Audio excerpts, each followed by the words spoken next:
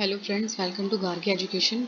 सो friends, हम BA semester first basic concept and ideas in education यानी कि शिक्षा की मूलभूत संकल्पना एवं विचार के बारे में पढ़ रहे थे, जिसमें हम यूनिट 1 का चैप्टर नंबर 2 पढ़ रहे हैं, शिक्षा की अवधारणा का।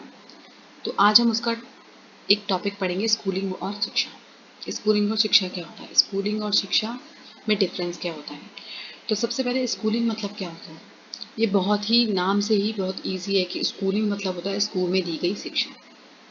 ठीक है फ्रेंड्स, तो मनुष्य जन्म से अंत तक कुछ ना कुछ सीखता रहता है, प्रत्येक क्षण नए नए अनुभव प्राप्त करता है। तो उसका यह सीखना सिखाना समाज के विभिन्न संदर्भों जैसे मित्र समूह, पत्र पत्रिकाओं, दूरदर्शन आदि तथा विभिन्न समय जैसे दैनिक दिनचर्या, उत्सव आदि में आते हैं। देखिए फ्रेंड, जैसे हम कुछ भी जन्मजात से लेकर यानी जन्म से अंत तक, ऐसे टॉपिक मैंने पहले भी पढ़ाए हैं फ्रेंड्स, कि हम कुछ ना कुछ सीखते रहते हैं प्रत्येक क्षण, यानी प्रत्येक कुछ भी कहीं भी हमें कोई ना कोई चीज़ यानी कोई भी अनुभव या हम अनुसरण किसी भी तरीके से कुछ ना कुछ सीखते रहते हैं हम।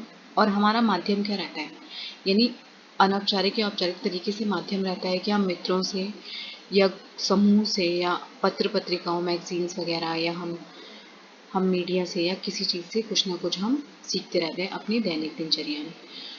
इस प्रकार का सीखना सिखाना शिक्षा का व्यापक तथा विस्तृत स्वरूप है। ये आपको पता ही होगा कि ये शिक्षा का व्यापक रूप है, क्योंकि ये शिक्षा औपचारिक तरीके से नहीं अपितु ये अनौपचारिक निरौपचारिक तीनों तरीके से ही होती है। सॉरी, ये हम कुछ ना कुछ सीखते रहते हैं।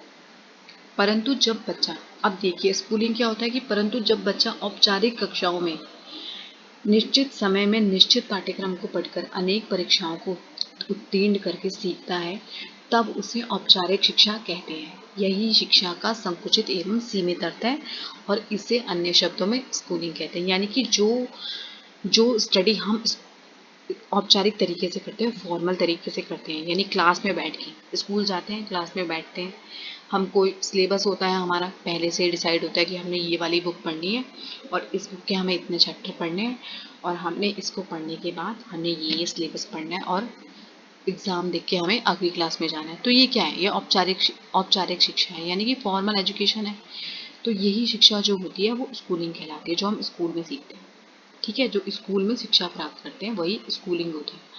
यदि हम स्कूलिंग या विद्यालय शिक्षा की बात करें, या मतलब विद्यालय शिक्षा और स्कूलिंग शिक्षा एक ही होता है फ्रेंड्स, यानी दोनों ही एक चीज़ है। बात करें तो यह शिक्षा का वह रूप है जो विद्यालय जैसी संस्थाओं से प्राप्त किया जाता है। ठीक है, तो यह शैक्षिक व्यवस्था विभिन्न प्रकार के नियमों से बनी होती है। यानी यहाँ पे क्या होता है, ये तो ऐसा तो नहीं है कि निरौपचारिक तरीके से या अनौपचारिक तरीके से होता है। अब आप स्कूल जाते हैं तो आपका एक टाइम होता है सेट, कि आपने 8 बजे निकलना है। फिर आपका टाइम टेबल फिक्स होता है कि 9 से 10 एक क्लास होगी या 10 से 10:30 एक क्लास होगी।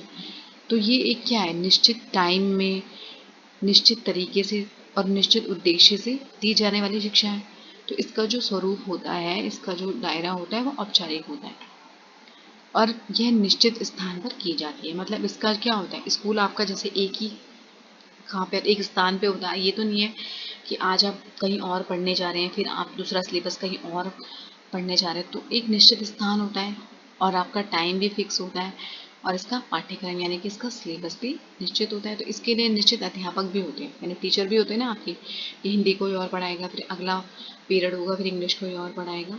तो साथ ही सामग्री का चयन भी निश्चित होता है, क्योंकि यह एक निश्चित उद्देश्य के लिए होता है, कि निश्चित उद्देश्य होता है कि हाँ, अब हमें फर्स्ट क्लास पास करनी है तो हमें सेकंड क्लास में जाना है या हमें थर्ड क्लास में जाना है। ठीक है, स्कूलिंग और शिक्षा मतलब कि स्कूलिंग का और मुख्य उद्देश्य विद्यार्थी या शिक्षार्थी का चहुमुखी विकास करना होता है।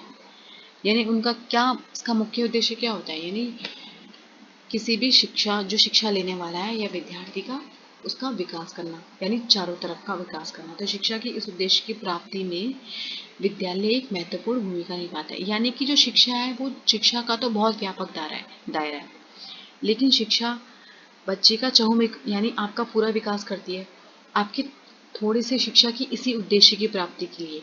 यानी हमें क्या स्कूल भेजा जाता है ना, हमें स्कूल क्यों भेजा जाता है, हमें सिर्फ किताबी ज्ञान के लिए, अपितु हमें हमारा मॉरल मॉरल यानी नैतिकता भी आए, हमें हमें संस्कार भी आए, हमें हमें डिसिप्लिन या हर चीज़ हमें स्कूल से भी प्राप्त होती है। तो स्कूल क्या होता है, एक उसकी भूमिका निभाते हैं, परंतु केवल विद्यालय शिक्षा या स्कूलिंग द्वारा शिक्षा को पूरी तरह प्राप्त नहीं किया जा सकता है ना। शिक्षा पूरी इसमें ये तो नहीं है कि हमने अगर फर्स्ट से लेकर अगर 12th तक की बुक्स पढ़ ली तो हमें पूरा दुनिया का ज्ञान हो गया, ऐसा नहीं होता। तो शिक्षा तो कभी ख़त्म नहीं होती, शिक्षा का तो दायरा बहुत व्यापक होता है। ठीक है, इसमें अन्य साधनों को भी विशेष भूमिका होती है, अर्थात हमें विभिन्न स्थानों, विभिन्न संदर्भों या विभिन्न व्यक्तियों द्वारा प्राप्त होती है। तो विद्यालय अगर सीधे तौर पर बच्चों को शिक्षित करते हैं तो परिवार तथा समाज, रेडियो या कोई भी जनसंचार होता है वो मुख्य रूप से प्रत्यक्ष या अप्रत्यक्ष रूप से शिक्षित करते हैं, यानी दोनों तरीके से हमें कहीं ना कहीं शिक्षा प्राप्त होती है। उसके बाद आपको फ्रेंड्स डिफरेंस अगर पूछा जाएगा स्कूलिंग और शिक्षा में क्या होता है, देखिए फ्रेंड्स बहुत ही सिंपल है। देखो आपको ये ध्यान में रखना है कि जो शिक्षा का जो स्वरूप है वो बृहद है, बहुत व्यापक है, विस्तृत है। यानी शिक्षा बहुत बड़ी चीज़ है कि शिक्षा हमें कहीं से भी प्राप्त हो सकती है। लेकिन जो स्कूलिंग है आपको ध्यान रखना है कि स्कूलिंग है जो हम स्कूल में शिक्षा प्राप्त करते हैं किसी भी एक निश्चित उद्देश्य के लिए। तो इसका जो स्वरूप होता है वो बृहद होता है, बहुत बड़ा होता है, व्यापक होता है इसका दायरा, और इसका बहुत ही छोटा होता है, संकुचित होता है। और यह हर समय निश्चित उद्देश्यों की प्राप्ति से जुड़ी नहीं होती। यानी कि शिक्षा हमेशा ये नहीं है कि हमें कोई भी चीज़ सिखा रहा है तो किसी उसके पीछे कोई भी मोटिव है, नहीं, ऐसा नहीं होता।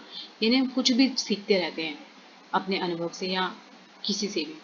लेकिन जो स्कूलिंग होता है इसका एक निश्चित उद्देश्य होता है। उसके बाद है यह जीवन पर्यंत अनुभवों से प्राप्त की जाती है, यानी ये जीवन से लेकर मरण तक चलती रहती है, हमें कोई ना कोई एक्सपीरियंस मिलता रहता है। लेकिन ये क्या होती है, ये केवल विद्यालय तक सीमित रहती है।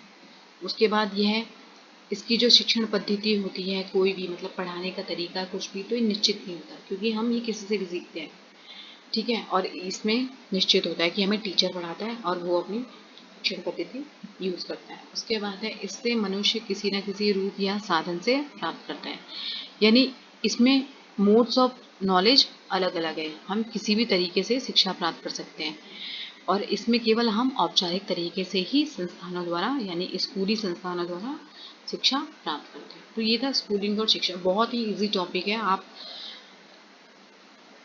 बहुत इजी तरीके से लिख सकते हैं इसको, अपने अपने आइडियाज़ से, अपने एग्जाम्पल से लिख सकते हैं इसको।